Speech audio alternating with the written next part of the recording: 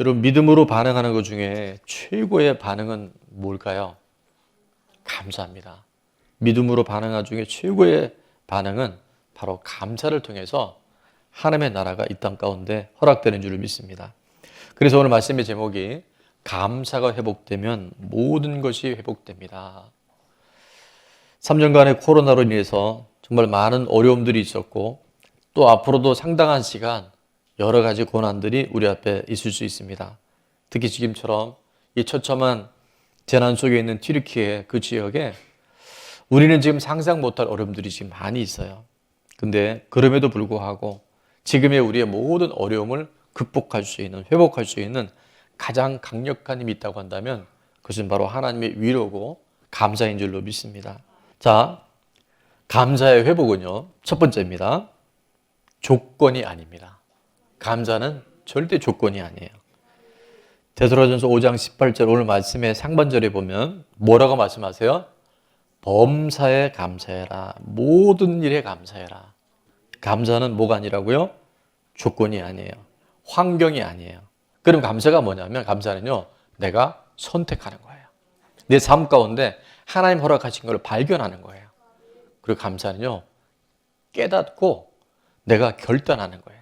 자, 화면에 보면 감사는 조건이나 환경이 아니라 선택이고 발견이고 결단이고 깨닫는 것입니다. 자, 한번 같이 선포합니다. 시작.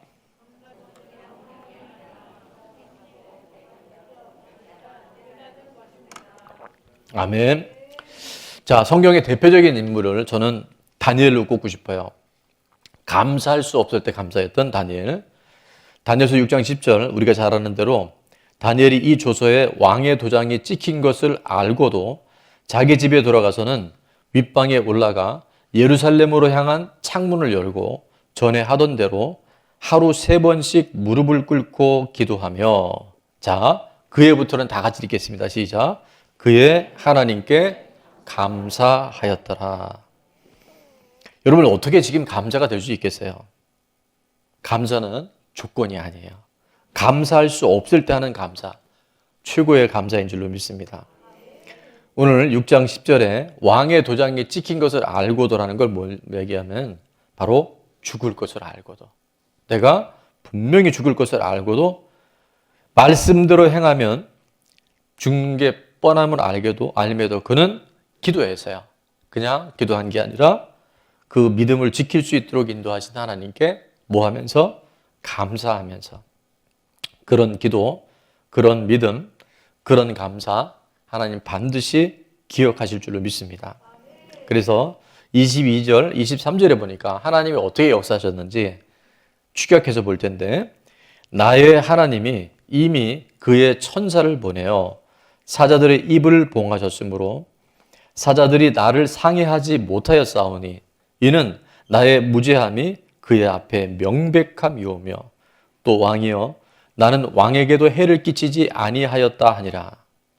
왕이 심히 기뻐서 명하여 다니엘을 굴에서 올리라 하며 그들이 다니엘을 굴에서 올린즉 그의 몸이 조금도 상하지 아니하였으니, 자, 이는 다 같이 읽습니다. 시작.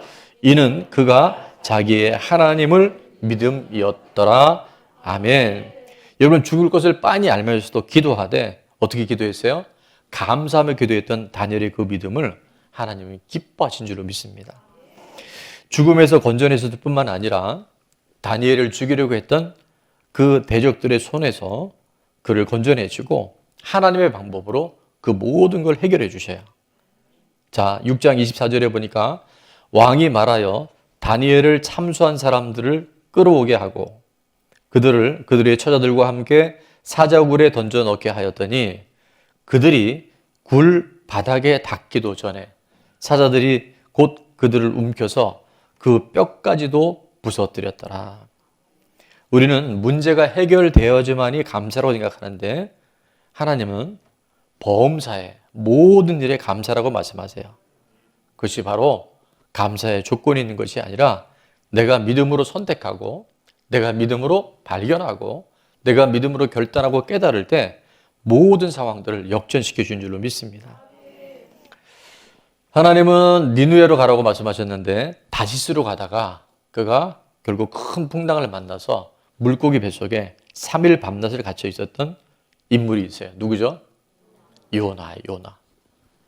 그 요나가 감사할 수 없는 죽음의 상황에서 이렇게 기도한 걸 봅니다. 요나서 2장 9절에 보니까 나는 뭐하는 목소리로? 감사하는 목소리로 주께 제사를 드리며 나의 소원을 주께 갚겠나이다. 구원은 여호와께 속하였나이다 하니라. 그 절망의 절체절명의 순간에 뭐로 기도하니까?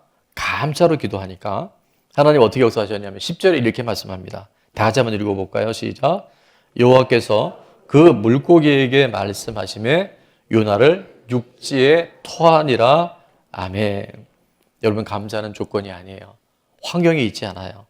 내가 범사에 감사한 사람이 되기로 결단할 때 하나님은 그 삶을 이끌어 주시고 그를 책임져 주신 줄로 믿습니다. 자, 적용 질문입니다. 첫 번째가 하나입니다. 감사는 조건이 아니라 선택이며 깨달음입니다. 자, 내가 당연시 하고 있는 것 중 감사해야 할 것은 무엇입니까?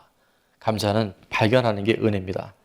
자, 두 번째 감사의 회복은 주인이 분명해야 돼요. 주인이 분명해야 돼요. 데살로니가전서 5장 18절 중반절에 보니까 자, 범사에 감사하라. 이것이 그리스도 예수 안에서. 이것이 그리스도 예수 안에서. 자, 복음에 대한 설명들이 굉장히 많습니다. 여러분, 복음에는 능력이 있어요. 복음을 통해서 우리가 구원받습니다. 근데 복음을 한마디로 한 문장으로 해석을 하라면 저는 이렇게 결론을 내립니다. 복음이란 십자가는 역사입니다. 팩트예요. 그 다음에 십자가와 부활의 역사적인 증거로 주인을 분명히 하는 것. 그것이 바로 복음입니다. 내 삶의 주인이 누구인지가 분명할 때 모든 것에 우리는 감사할 수 있어요. 내 머리로 이해하는 것이 아니라, 내 머리로 예측하는 것이 아니라 내 삶에 누가 주인인지가 분명하면 모든 일에 우리는 감사하는 자가 될 수 있어요. 로마서 8장 28절 우리가 알거니와 하나님을 사랑하는 자 곧 그의 뜻대로 부르심을 입은 자들에게는 어떻게 해요? 모든 것이 합력하여 선을 이루느니라. 그 모든 것 안에는 우리가 잘 알죠. 좋은 것만 있는 게 아니에요. 항상 기쁜 일만 있는 게 아니에요. 힘들기도 하고 억울하고 고통스러운 일들이 있어요. 근데 하나님은 그 하나님을 사랑하고 하나님의 뜻 가운데 부르심을 입은 자들에게 모든 것이 합력하여 선을 이루어 주십니다. 예수님이 이 땅에 계실 때 마태복음 11장에 이렇게 말씀하셨어요. 수고하고 무거운 짐진 자들아 다 내게로 오라. 내가 너희를 쉬게 하리라. 수고하고 무거운 짐을 없애주신다면 좋겠는데 벗어나게 해주시면 좋겠다는데 그게 아니라 쉬게 해준다고 이렇게 말씀하세요. 지금의 환경, 지금 내가 극복해야 할 문제들, 구체적으로는 지금의 남편, 지금의 그런 아내, 속속이는 자녀, 그런 사람을 좀 바꿔주시든지, 그런 사람을 좀 없애주시든지, 경제적으로는 로또라도 맡게 해주시든지, 그러면 얼마나 좋겠어요. 근데 주님은 그렇게 말씀하지 아니하시고 수고하고 무거운 짐진 자들아 내게로 와라. 내가 너희를 쉬게 해주겠다. 거기서 말씀해 주시는 쉬게 하신다고 하는 것은 여전히 나를 힘들게 하는 상황과 그런 사람들은 그런 어려움은 있겠지만 그 모든 상황에 주인이 분명할 때, 누가 주인인지가 분명할 때 그 마음에 쉼을 얻게 해주신다는 거예요. 나는 마음이 온유하고 겸손하니 내 멍에를 메고 내게 배워라. 그것이 뭐였냐면 바로 십자가 앞에서 마태복음 26장 39절 하반절에 주님의 기도문이 이렇게 되어 있습니다. 한번 다 같이 읽어볼까요? 시작. 나의 원대로 마시옵고 아버지의 원대로 하옵소서. 할 수 있거든 이 잔을 내게서 피해달라고 하셨지만 그러나 나의 원대로 마시고 아버지의 원대로 되게 하옵소서. 여러분 이 마음을 가질 때 아버지의 뜻대로 살아가려고 마음을 정할 때 하나님의 모든 일들에 하나님의 구원의 역사, 회복의 역사를 우리에게 허락하실 줄 믿습니다. 내 생각이 왜 없겠어요? 내 경험이 왜 없겠어요? 내게도 계획이 있겠지만 그래도 내 인생의 주인이 바로 예수님이실 때 똑같은 환경 속에서도 우리는 그 짐과 그 멍에가 점점 씻고 가벼워지게 되는 줄 믿습니다. 11장 30절에 이렇게 약속해 주죠. 이는 내 멍에는 쉽고 내 짐은 가벼움이라 하시니라. 여러분, 그 짐이 없어지는 게 아니에요. 그 멍에가 사라지는 게 아니에요. 근데 그게 주님의 뜻대로 살아갈 때, 주님과 함께 살아갈 때 그 멍에가 쉽고 그 짐이 점점 가벼워지게 되는 줄로 믿습니다. 그래서 문제를 바꾸려고 하지 말고 환경을 변화시키지 말고요. 주인을 분명히 하는 사람이 되어야 돼요. 자, 적용 질문입니다. 주인이 분명하지 않아 수고하고 무거운 짐으로 살아가고 있는 것은 무엇입니까? 배우자, 자녀, 건강, 물질, 관계, 진로. 주인이 분명하면요. 이게 더 이상 수고하고 무거운 짐이 아닌 거라는 거예요. 자, 마지막입니다. 감사의 세복. 세 번째는 감사는요. 창조의 목적이에요. 자, 데살로니가서 5장 18절에 보니까 범사에 감사하라. 이것이 그리스도 예수 안에서, 자, 다 같이 있습니다. 시작. 너희를 향하신 하나님의 뜻이니라. 아멘. 감사는요, 우리를 만드신 창조의 목적이라는 거예요. 하나님의 뜻이라는 거예요. 우리 지난번 송구영신 예배 때 세를 행하시는 하나님에 대해서 우리가 들었죠. 세를 행하시는 하나님은 광야에 길을 내려주시고 사막에 강을 내주신다 그랬어요. 그러니까 그 끔찍한 상황들 속에서 하나님이 피할 길을 열어주신다 그랬어요. 내 택한 백성들로 마시게 한다고 하셨어요. 근데 왜냐하면 그 이유를 43장 21절에 그 이유를 이렇게 말씀하셨어요. 우리 다 같이 한번 읽습니다. 시작. 이 백성은 내가 나를 위하여 지었나니 나를 찬송하게 하려 함이니라. 아멘. 하나님을 찬송하는 것, 하나님께 감사하는 것, 하나님께 영광 돌리는 것이 바로 하나님의 뜻이고 우리를 지으신 창조의 목적입니다. 그 목적대로 살아갈 때요, 우리 삶에 놀라운 회복이 일어나요. 시편 50편 23절, 우리 너무나 잘 알고 암송 구절이잖아요. 감사로 제사를 드리는 자가, 감사로 예배하고 감사로 생활하는 자가 하나님을 어떻게 한다고요? 영화롭게 하나니 그의 행위를 옳게 하는 자에게 내가 하나님의 구원을 보이리라. 여기서 구원은 히브리서에 예사라는 단어를 쓴다 그랬어요. 예사는 뭐냐 하면 구원, 구출, 안전, 번영, 승리. 감사할 때요, 그 행위를 감사의 초점에 맞출 때 이런 놀라운 구원과 구출과 안전과 번영과 승리가 열매 맺게 될 줄 믿습니다. 아내 여러분, 남편 생각을 하면 염려가 되나요? 예. 남편 여러분, 아내를 생각하면 염려가 됩니까? 여러분, 부모님 생각하면 염려가 될 수 있고요. 자녀들 생각하면 염려가 됩니다. 미래를 생각하면 우리 안에 염려가 찾아들어올 수 있어요. 그런데 그 염려를 해결하는, 염려의 문제를 극복하는 아주 놀라운 방법이 있어요. 뭔지 아십니까? 예, 염려하지 않으면 돼요. 예. 자, 베드로전서 5장 7절에 보면 이렇게 말씀했죠. 너희 염려를 어떻게? 주께 맡기라. 우리 염려를 주께 맡길 때 하나님의 돌보심을 우리가 경험할 수 있어요. 주인을 분명히 할 때 염려가 있지만 염려를 극복할 수 있게 됩니다. 그래서 염려를 맡기는 방법을 빌립보서 4장에는 이렇게 말씀하는데요. 6절, 7절에 보니까 아무것도 염려하지 말고, 염려할 일이 있다 없다 있다는 거예요. 근데 그것이 뭐든 간에 염려하지 말고 다만 모든 일에 기도와 간구로, 그러니까 내가 붙들고 있는 게 아니라 기도하고 간구할 때는요, 하나님께 그걸 올려드린다는 거죠. 근데 어떻게 하느냐면 너희 구할 것을 뭐함으로?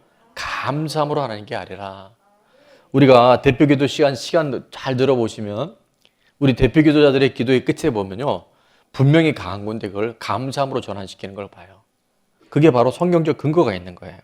자, 그렇게 감사함으로 아뢰일 때 하나님이 주시는 약속은 7절인데, 자, 오늘 이 말씀에 우리가 좀 중심을 딱 두고 한번 선포합니다. 그리하면, 다 같이 시작.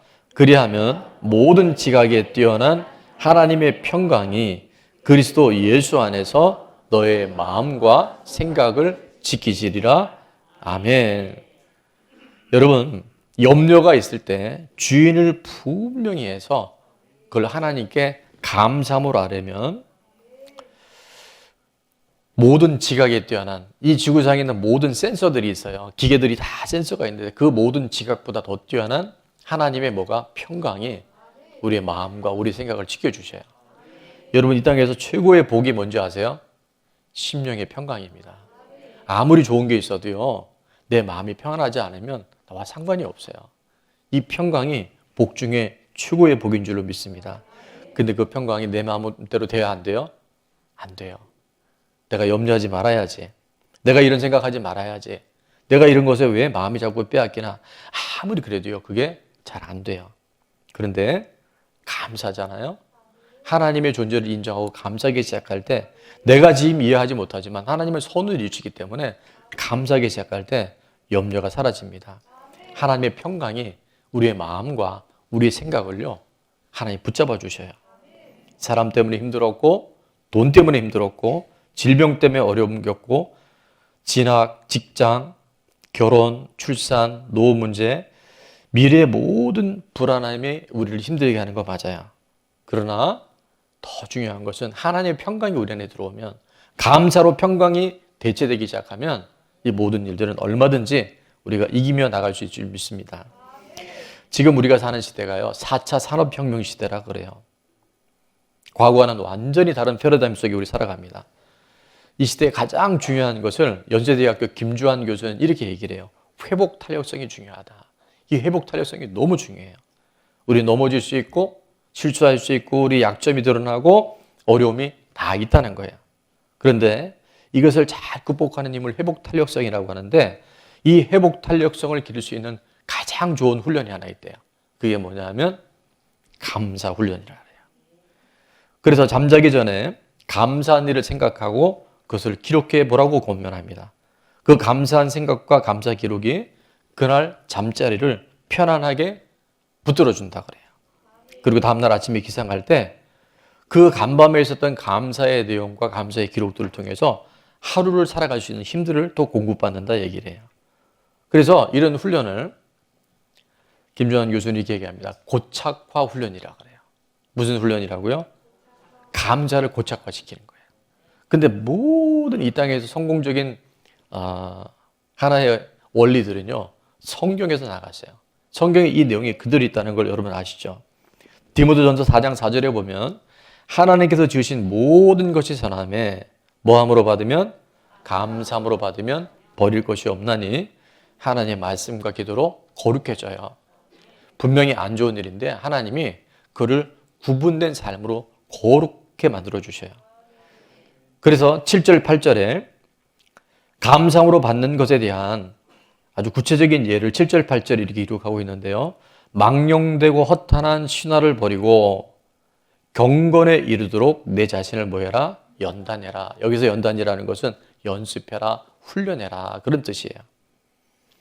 8절은 육체의 연단은 약간의 유익이 있으나 경건의 연단, 경건의 훈련, 경건의 연습은 범사에 유익하니 금생과 내생에 약속이 있느니라 말씀하세요.